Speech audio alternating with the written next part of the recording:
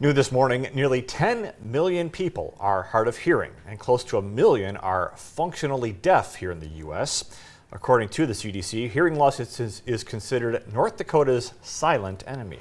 And 1 in 5 adults in North Dakota suffers from hearing loss, which can happen due to firing a rifle, loud headphone usage, snow blowing the driveway, or even working on an oil rig. And those activities all have one thing in common: they are too loud. Well, this month is Deaf Awareness Month, and our morning reporter Remy spoke with the North Dakota School for the Deaf and Hard of Hearing to get some insight on what our state is doing to raise awareness. Nicholas and Alicia, as you've stated, the numbers within our deaf community are increasing, and some of the activities Alicia mentioned can cause permanent hearing loss. And although deafness can come as a result of those, some are born with the condition. And to decrease hearing loss in our state caused by a loud environment, NDRHA says North Dakotans will have to understand how loud is too loud and how to protect their hearing when the too loud cannot be avoided. In honor of Deaf Awareness Month, I spoke with ND School for the Deaf to find out how we as a community can help raise awareness on this matter, and she says it's all through their language. ASL, let's have a listen. Hearing loss and deafness are widespread and found in every region and country.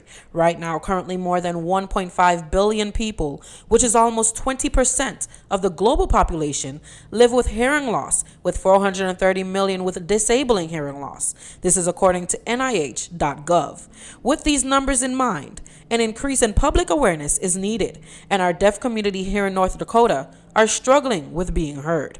Important to recognize the deaf community, but it is hard to see us. I mean, we try to provide exposure to our language and our deaf culture through deaf awareness activities, and we're kind of a hidden minority from the hearing world. Tammy says she had a hard time growing up in schools due to the lack of resources for her and wasn't able to get the proper help in school until she was about 14 years old, which is why she's working at ND School for the Deaf with the hopes of changing that. In her words, it shouldn't have taken that long to get the proper help. I do my best to provide children with the opportunities I didn't have. I don't want them to go through some of the same struggles and barriers that I did. I want to break those barriers down and help them get access to what they need. I don't want them to face the frustrations that I did.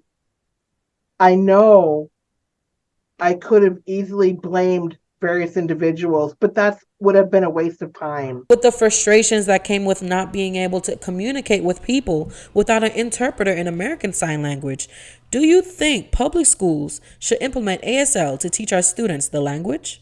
Let's do it. That's where you start building the bridges between the hearing world and the deaf community. We wouldn't need so many interpreters if more people could use sign language. The North Dakota School for Deaf Resource Center for Deaf and Hard of Hearing is responsible for providing resources and services related to hearing for the state.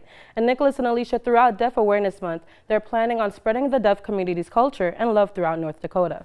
Wow, yeah, it really is, and nobody, so many of us don't realize how many people are hard of hearing or deaf, and it's definitely not a language that many know.